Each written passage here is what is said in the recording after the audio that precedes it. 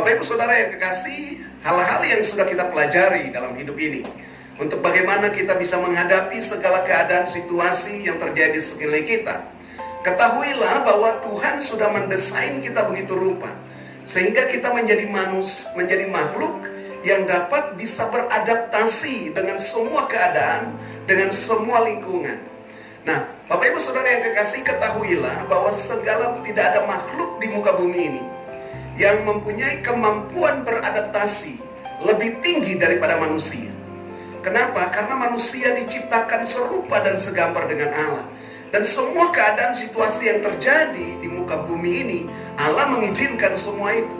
Dan karena itu yang pasti bahwa Dia sudah menaruh sesuatu di dalam diri manusia, sehingga manusia dapat menyesuaikan diri atau dapat beradaptasi dengan perubahan-perubahan yang terjadi, baik secara jasmani maupun secara rohani. Apa yang sedang terjadi, manusia memiliki kemampuan untuk dapat beradaptasi dengan keadaan itu. Nah, persoalannya adalah kadang-kadang kita tidak mengerti dan tidak tahu bagaimana kemampuan itu, potensi yang ada dalam kita itu, untuk kita bisa dapat beradaptasi dengan keadaan, dengan perubahan-perubahan drastis yang sedang terjadi hari-hari ini. Bumi sepertinya harus suka atau tidak suka, karena berbagai perkembangan teknologi yang ada, maka memicu setiap kehidupan di muka bumi ini untuk mengalami perubahan. Dan ketahuilah, kalau saudara siap untuk berubah, maka saudara tidak akan perlu bergumul untuk menghadapi perubahan itu. Sebab Tuhan telah memperlengkapi kita, Tuhan telah mendesain kita begitu rupa, Tuhan menempatkan kita di generasi ini, karena Dia tahu saudara dan saya siap dan kuat untuk menghadapi perubahan, untuk menghadapi keadaan situasi yang sedang terjadi hari-hari ini. Karena itu jangan pernah menyerah, jangan pernah mundur, jangan pernah khawatir, dan jangan pernah takut kalau saudara menjadikan Tuhan sebagai dasar keseharian hidup saudara. Karena itu kita membutuhkan firman Tuhan supaya kita bisa kuat. Nah, Bapak Ibu Saudara yang kekasih, kita udah belajar bagaimana kita bisa menjalani hari-hari hidup yang terus berkemenangan. Hidup yang berkemenangan, hidup yang tidak akan goncang. Karena firman Tuhan katakan bahwa suatu saat lagi Tuhan akan menggoncangkan bukan saja bumi tetapi langit juga. Artinya Tuhan tidak hanya menggoncangkan sesuatu yang lahiriah saja atau sesuatu yang jasmani saja, tetapi yang rohani juga, yang ilahi, yang di alam roh juga akan digoncangkan. Dan kalau yang di alam roh itu tergoncangkan, maka dia akan lari mencari manifestasinya di bumi ini. Nah, kalau Bapak Ibu Saudara dan saya tidak melengkapi diri, maka kita pasti akan dilibas habis oleh berbagai pengaruh yang ada di alam roh yang turun ke alam lahiriah ini, karena segala sesuatu tergoncangkan.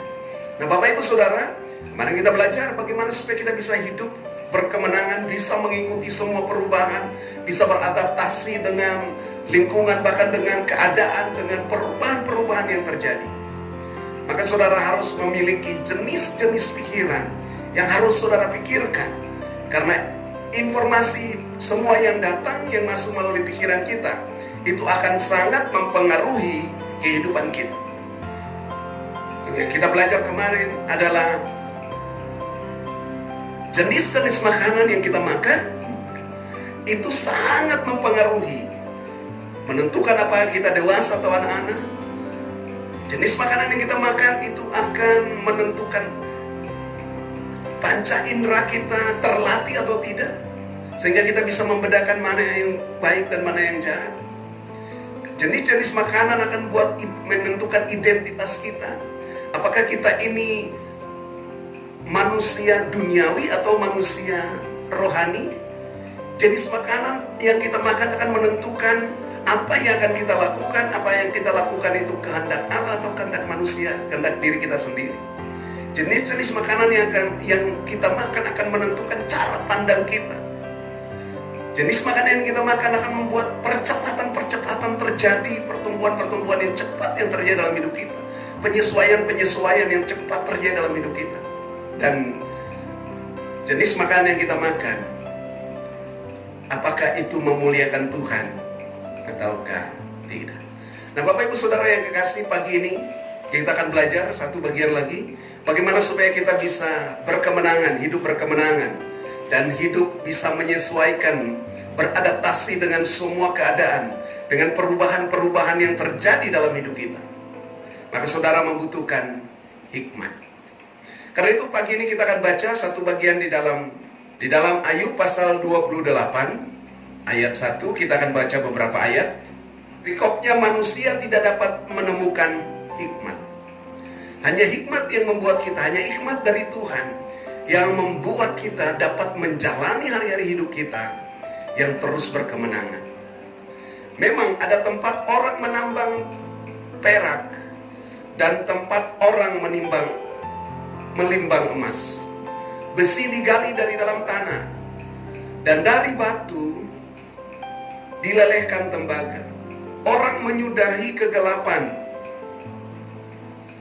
dan batu diselidikinya sampai sedalam-dalamnya, di dalam kekelaman dan kelam pekat.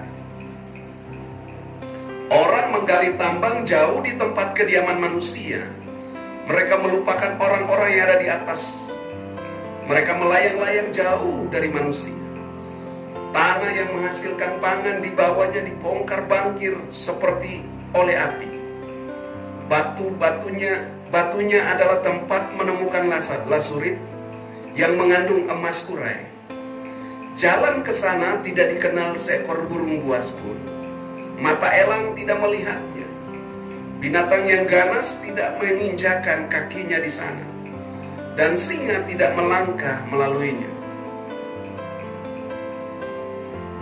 Bapak Ibu Saudara yang kekasih dalam Tuhan, Alkitab memberikan pengertian bahwa hikmat itu lebih berharga daripada emas dan perak. Dan apa yang ditulis dalam Ayub pasal 28 ini, bahwa untuk mendapatkan emas dan perak, manusia melakukan penyelidikan, melakukan penggalian. Emas dan perak itu tersimpan di bawah lapisan-lapisan bumi, di dalam batu-batuan yang mereka harus gali. Dan untuk mencarinya mereka harus melakukan penggalian yang dalam. Untuk menemukan emas dan perak orang melakukan itu. Tapi Alkitab katakan hikmat itu tidak bisa dicari. Ayat yang ke-12 firman Tuhan katakan begini, tetapi di manakah hikmat dapat diperoleh? Di manakah tempat akal budi? Jalan ke sana tidak diketahui manusia, dan tidak didapati di negeri orang-orang hidup. Ayat yang ke-20 berkata, hikmat itu dari manakah datangnya? Atau akal budi dari mana tempatnya? Ia terlindung dari mata segala yang hidup, bahkan tersembunyi bagi burung di udara. Ayat yang ke-27, ketika itulah ia melihat hikmat, lalu memberitakannya, menetapkannya, bahkan menyelidikinya. Tetapi kepada manusia ia berfirman, sesungguhnya takut akan Tuhan itulah hikmat, dan menjauhi kejahatan itulah akal budi. Nah, Bapak Ibu Saudara yang kekasih dalam Tuhan, hari ini saya ingin membayar bagi kita bagaimana kita bisa menjalani kehidupan yang terus berkemenangan, bagaimana kita bisa menghadapi, menyesuaikan hidup, menyesuaikan diri dengan semua keadaan perubahan yang terjadi, atau kita bisa beradaptasi dengan lingkungan di mana kita hidup hari-hari ini. Maka yang kita butuhkan adalah hikmat dari Tuhan. Dan hikmat itu tidak bisa diselidiki, tidak bisa digali, tidak bisa dicari di mana-mana. Hikmat Tuhan sajalah yang membuat kita berkemenangan.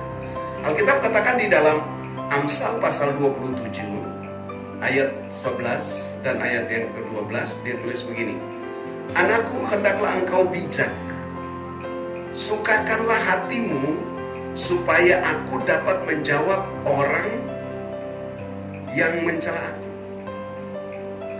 Kalau orang bijak melihat malapetaka, bersembunyilah ia. Tetapi orang yang tidak berpengalaman berjalan terus, lalu kena celaka. Nah, Bapak Ibu Saudara yang kekasih dalam Tuhan, orang bijak atau orang berhikmat adalah orang-orang yang bisa melihat semua keadaan dan situasi, dan mereka akan mengambil keputusan yang tepat. Tapi kalau orang yang tidak berpengalaman hanya mendengar informasi sesaat, lalu mereka menganggap bahwa itu tidak terlalu penting.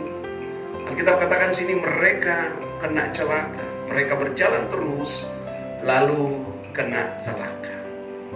Bapak Ibu Saudara, Alkitab katakan jangan kamu mati sebelum waktunya. Jangan kamu bodoh, jangan kamu mati sebelum waktunya. Nah, seringkali kita membutuhkan hikmat supaya kita bisa hidup bijaksana. Kalau kita bijaksana, maka kita akan menghindari semua malapetaka yang akan datang kepada kehidupan kita. Kita akan bisa menyesuaikan, kita akan bisa beradaptasi dengan semua situasi lingkungan yang terjadi dalam hidup kita. Nah, untuk menemukan hikmat, sedangkan untuk menemukan di mana tambang emas, perak, dan lain-lain, kita katakan orang berusaha untuk menggali sampai ke bawah, ke dalam bumi ini, dan di sana tidak ditemukan binatang apapun tidak melaluinya. Ya, bahkan dikatakan mata elang pun tidak bisa melihat. Nah, bagaimana saudara bisa menemukan hikmat itu?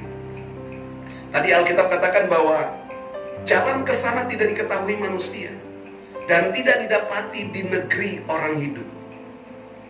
Allah mengetahui jalan ke sana. Ia juga mengenal tempat kediamannya, tempat kediaman hikmat itu. Di mana saudara bisa menemukan hikmat itu? Bukan dicari dengan segala macam cara. Tapi Alkitab katakan takut akan Tuhan dan menjauhi kejahatan, itulah hikmat. Nah, Bapak Ibu Saudara yang kekasih, bagaimana supaya kita bisa menemukan hikmat itu?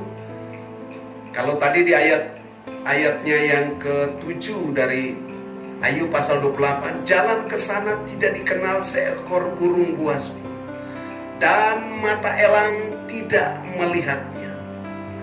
Saudara yang kekasih dalam Tuhan, mata elang ini mempunyai kemampuan melihat begitu tajam. Bahkan menurut penelitian, mata elang mempunyai kemampuan melihat 8 kali kemampuan manusia untuk melihat. Bahkan dikatakan 12 megapiksel. Seperti kamera yang tajam yang bisa sorot, teleskop yang bisa sorot dari jauh. Kemampuan untuk melihat, bahkan dikatakan sini sampai mata elang pun tidak bisa melihat jalan ke situ, tidak bisa menemukan di mana hikmat itu. Dan hikmat itu hanya diketahui oleh Tuhan saja yang mengetahui jalan ke sana dan di mana Dia menempatkan. Tapi dengar baik, setiap kali firman diberitakan, setiap kali saudara mendengarkan kebenaran-kebenaran firman, maka itulah penyingkapan-penyingkapan supaya kita memperoleh hikmat, pengenalan akan Tuhan, takut akan Tuhan, dan menjauhkan kejahatan. Itulah hikmatnya Tuhan. Nah, Bapak Ibu Saudara yang kekasih dalam Tuhan, Paulus berdoa di dalam Efesus pasal 3, aku berdoa supaya kamu memperoleh hikmat dan pengetahuan yang benar, supaya kamu mengenal Dia dengan sempurna, sehingga hidupmu layak di hadapannya, berkenan kepadanya dalam segala hal, dan kamu memberi buah dalam segala pengetahuan yang baik. Nah, Bapak Ibu Saudara yang kekasih dalam Tuhan, kita membutuhkan hikmat ini. Nah, bagaimana supaya kita bisa melihat tempat di mana ada hikmat itu? Kita memiliki mata yang lebih tajam dari mata elang untuk bisa melihat tempat di mana hikmat itu berada. Bapak Ibu Saudara yang kekasih dalam Tuhan, Tuhan selalu memberikan hikmat bagi kita. Dan orang-orang yang memiliki hikmat, pasti mereka menginginkan sesuatu juga yang berbeda dengan keinginan semua orang. Ketika Salomo berdoa, Tuhan katakan kepada Salomo, minta apa saja yang kau inginkan. Tapi Salomo hanya meminta hikmat, hanya meminta hati yang bijaksana untuk dapat menimbang dengan baik, memutuskan setiap perkara. Kita membutuhkan hikmat untuk menjalani hari-hari hidup kita. Kita membutuhkan hikmat untuk menentukan langkah-langkah ke depan apa yang harus kita lakukan. Kita membutuhkan hikmat untuk melakukan semua protokoler kesehatan yang sudah diberikan, ditetapkan oleh pemerintah bagi kita. Bapak Ibu Saudara, waktu saudara membutuhkan hikmat, waktu saudara meminta hikmat, maka seperti Salomo, Tuhan memberikan apa yang tidak diminta sebagai bonus, sebagai tambahan. Kalau saudara minta yang lain, pasti saudara tidak akan mendapatkan hikmat. Tapi kalau saudara meminta hikmat, meminta wisdom, meminta understanding, meminta pengertian dari Tuhan, maka Tuhan akan memberikan bukan saja hikmat, tetapi serentetan apa yang lain yang dimintakan, yang tidak diminta itu akan diberikan. Karena itu Bapak Ibu Saudara yang kekasih, jangan berusaha untuk mengejar apa yang bisa datang sendiri. Kejarlah apa yang penting atas hidup kita. Dan sedapat-dapatnya itu adalah hikmat yang dari Tuhan. Kalau kita katakan cari dulu kerajaan Allah dan kebenarannya, maka semuanya akan ditambahkan kepadamu. Waktu kita menemukan hikmat, realita dari kerajaan Allah, salah satu adalah kita memiliki roh hikmat dan wahyu. Waktu kita memiliki roh hikmat itulah, maka semua yang kita butuhkan itu akan ditambahkan kepada kita. Orang seringkali mencari apa yang ditambahkan, karena itu mereka tidak pernah mendapatkannya. Jangan cari apa yang ditambahkan itu, tapi cari realita dari kerajaan Allah. Dan salah satu adalah roh hikmat dan wahyu itu. Kalau saudara bisa menemukan roh hikmat dan wahyu itu, maka semuanya, apa yang tidak saudara kejar, itu akan datang sendiri dalam hidup saudara. Karena itu kita tidak butuh terlalu banyak pergumulan. Bapak Ibu, Tuhan selalu sediakan anugerah yang luar biasa bagi kita. Tapi anugerah itu untuk membuka, masuk ke dalam ruang takhta kasih karunia itu, kepada takhta anugerah yang Tuhan sediakan itu, maka saudara membutuhkan wisdom, understanding, dan knowledge.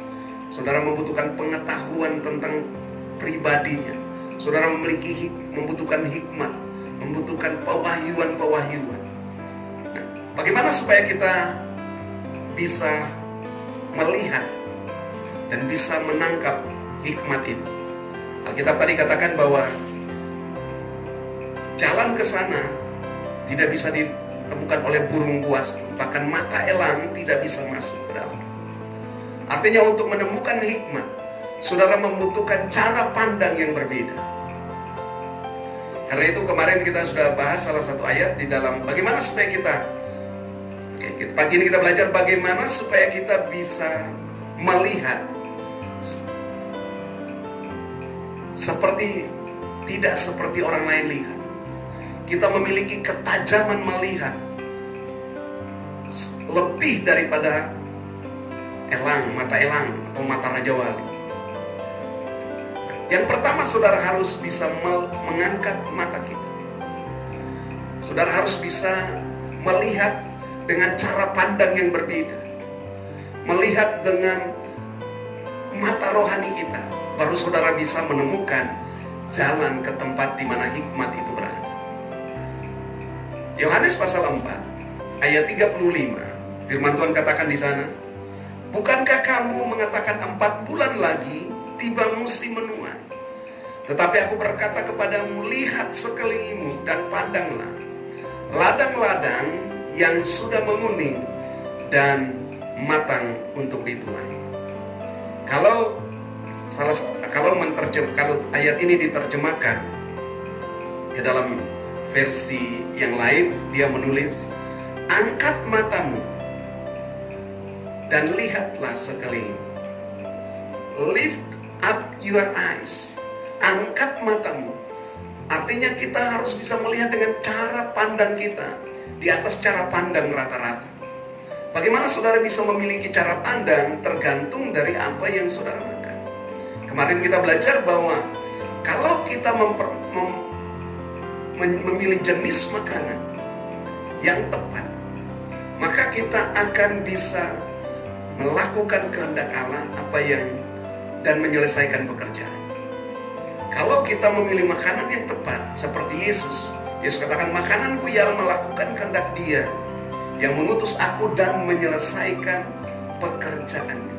Makanan yang Yesus miliki membuat Dia memiliki cara pandang juga yang berbeda. Kalau makananmu hanya susu, makananmu hanya cuman firman-firman yang rumput yang segar, rumput hijau, air yang tenang dan menyegarkan jiwa, maka saudara akan lamban. Saudara tidak memiliki cara pandang yang jauh. Mari mengubah cara pandang kita. Kalau kita melihat secara mata jasmani, maka saudara tidak akan pernah bisa menghadapi sesuatu dengan kemenangan. Tapi mari angkat matamu, lihat dalam dimensi yang lain. Ketika kita memiliki perspektif, cara pandang yang ilahi, maka saudara akan bisa melihat apa yang tidak dilihat oleh orang lain. Saudara bisa melihat apa yang tidak dilihat oleh mata elang itu. Saudara akan bisa menemukannya. Dan untuk mendapatkan tempat di mana hikmat itu berada, maka saudara harus terus hidup dengan cara mengangkat mata, yaitu dengan cara memperhatikan apa yang tidak kelihatan. 2 Korintus pasal 5 ayat 7 firman Tuhan katakan, sebab hidup kami ini adalah hidup karena percaya dan bukan karena melihat. Jadi yang pertama, bagaimana saudara bisa melihat seperti lebih dari mata elang? Bagaimana saudara bisa melihat yang tidak dilihat oleh orang lain? Maka saudara harus mengangkat matamu, mengubah cara pandang. Jangan tergantung dari fakta-fakta lahiriah yang saudara dan saya lihat setiap hari. Paulus berkata, hidup yang kuhidupi ini bukan hidup karena melihat, tapi hidup karena percaya. Nah, bagaimana kita bisa membangun hidup karena percaya itu? 2 Korintus 4 ayat 18 dikatakan di sana, sebab kami tidak memperhatikan yang kelihatan, melainkan yang tidak kelihatan. Karena yang kelihatan adalah sementara, sedangkan yang tidak kelihatan adalah kekal. Bapak Ibu Saudara yang kekasih dalam Tuhan, mari ubah cara pandang, sehingga engkau bisa melihat lebih dari mata Raja Wali. Engkau bisa melihat tidak seperti orang lain lihat. Engkau tidak akan terjebak dengan berbagai fakta lahiriah ini, tetapi engkau akan bisa melihat sesuatu yang tidak dilihat oleh orang lain. Engkau bisa melihat cara pandang dengan cara pandang ilahi. Maka saudara akan memperoleh hikmat yang dari Tuhan ini. Hikmat itulah yang akan buat saudara bisa mengalami kemenangan demi kemenangan. Hari-hari hidup kita menjadi hari-hari yang pasti sangat diberkati oleh Tuhan. Dan saya percaya Bapak Ibu Saudara yang kekasih dalam Tuhan, waktu saudara dengarkan renungan firman Tuhan di pagi ini, Tuhan sedang membawa kita untuk menemukan hikmatnya dari Tuhan. Dan kalau kita memiliki hikmat, kita pasti aman, kita pasti terlindung. Ketahuilah bahwa takut akan Tuhan adalah hikmat, dan menjauhi kejahatan itulah yang Tuhan kehendaki dari hidup kita. Bapak Ibu Saudara yang kekasih dalam Tuhan, kiranya perenungan firman Tuhan kita pagi hari ini, walaupun baru 1 poin yang kita terima, biarlah ini juga bisa memberikan hikmat bagi kita. Dan kita akan pelajari hal-hal selanjutnya di esok hari. Saya percaya saudara akan menjalani hari-hari hidup yang terus berkemenangan. Inilah message of victory. Inilah pesan-pesan kemenangan buat saudara, supaya sepanjang masa-masa pandemi ini, perubahan-perubahan yang luar biasa sedang terjadi ini, saudara tidak hanyut terbawa arus, tetapi saudara bisa tetap berdiri kokoh mengalami kemenangan. Saudaraku yang kekasih dalam Tuhan, kalau engkau kuat, kalau engkau tidak takut, engkau tidak cemas karena informasi berita-berita kebenaran yang datang dalam hidup saudara, maka saudara akan memiliki kekuatan. Ada imun di dalam tubuh saudara akan bekerja kuat, sehingga setiap wabah penyakit apapun ketika menyerang hidup saudara, imun atau tentara-tentara di dalam tubuh ini yang sudah disiapkan oleh Tuhan bagi kita ini akan mampu untuk menghalau, untuk menghentikan semua benda-benda asing yang datang dalam hidup kita. Tapi itu hanya terbangun kalau saudara memiliki hikmat, kalau saudara terus mendengar firman, kalau saudara menerima bukan roh ketakutan, tetapi roh kekuatan membangkitkan kasih dan ketertiban. Kiranya renungan firman Tuhan pagi ini menuntun Bapak Ibu Saudara menjalani hari-hari hidup dan menerima hikmat dari Tuhan. Tuhan memberkati saudara dan memberkati firman-Nya. Amin. Mari kita berdoa. Bapa di surga, kami bersyukur, terima kasih Tuhan pagi ini untuk firman-Mu yang sudah kami renungkan. Berikan kepada kami hikmat untuk menjalani hari-hari hidup yang terus berkemenangan. Kami percaya kebenaran yang kami terima pagi hari ini, yang dibentangkan, yang disingkapkan bagi kami, supaya kami bisa menjalani hidup yang berkemenangan. Kami perlu mencari hikmat itu, dan hikmat itu tidak ditemukan di mana-mana. Tidak ada di dalam penggalian-penggalian tambang. Tidak juga dicari dengan berbagai-bagai kemampuan akademik kami. Sebab jalan ke sana tidak bisa dilihat sekalipun oleh mata elang. Tapi kami percaya waktu kami mendengarkan suara-Mu, firman, Tuhan sedang bawa kami untuk menemukan hikmat itu. Terima kasih Bapa, terpujilah nama-Mu. Hamba berdoa menyerahkan setiap pendengar ke dalam tangan. Yang sakit Tuhan sembuhkan mereka, yang lemah Tuhan kuatkan mereka, yang susah Engkau hiburkan mereka, yang bahkan sedang terpapar dengan penyakit apapun yang menimpa hidup mereka. Kami percaya Tuhan selalu memberi kekuatan pada mereka. Di dalam nama Yesus Kristus Tuhan, kami berdoa dan serahkan semua dalam tangan kasih. Biarlah anugerah-Mu tercurah atas hidup mereka. Terima kasih Bapa. Kami juga berdoa bagi kota Manokwari di mana kami ada. Kami percaya negeri ini ada dalam rencana, dalam kehendak-Mu. Apapun yang sedang terjadi, kami tahu mata Tuhan tetap tertuju atas kota kami. Anugerah-Mu tercurah atas setiap pribadi. Jamah pulihkan setiap kehidupan. Berkati umat, berkati masyarakatnya, berkati pemerintahan. Berkati mereka dengan takut akan Tuhan. Berkati mereka dengan kebenaran. Dan berkati mereka dengan hikmat yang dari Tuhan. Kami berdoa untuk para pemimpin yang ada.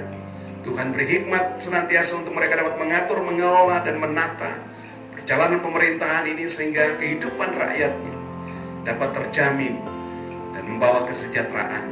Terima kasih Tuhan. Kami berdoa untuk tahun politik ini. Kami percaya siapapun orang yang tepat yang akan ditunjuk oleh Tuhan, yang dipilih oleh Tuhan untuk memimpin negeri ini. Kami percaya anugerah dan urapan Tuhan bekerja atas hidup mereka. Karena itu mereka akan beri yang terbaik. Kami juga berdoa untuk masalah penyebaran virus COVID-19 ini Tuhan. Kami berdoa untuk Satgas Penanggulangan COVID, baik di provinsi maupun di kabupaten. Kami juga berdoa untuk tenaga medis, para medis sebagai garda terdepan dalam penanggulangan masalah ini. Lindungi mereka Tuhan, pagari bentengi mereka dengan kemuliaan yang dahsyat itu, sehingga mereka terhindar, terlindung dari semua penyebaran ini. Kami berdoa dalam nama Tuhan Yesus Kristus. Terima kasih Bapa, terpuji nama. Berdoa menyerahkan pelayanan di Radio Suara Kemenangan ke dalam tangan kasih-Mu ya Tuhan. Kami serahkan apapun yang menjadi kebutuhan pergumulan kami, biar dalam tuntunan, pimpinan, dan penyertaan Tuhan senantiasa. Terpuji-pujilah nama-Mu, berkati para pendengar, bahkan kru, semua program acara, baik yang rohani maupun yang sekuler, biarlah membawa perubahan atmosfer di kota Manokwari ini. Terima kasih Tuhan, terpuji nama-Mu. Kami berdoa dan kami mengucap syukur di dalam nama Tuhan Yesus Kristus. Haleluya. Amin.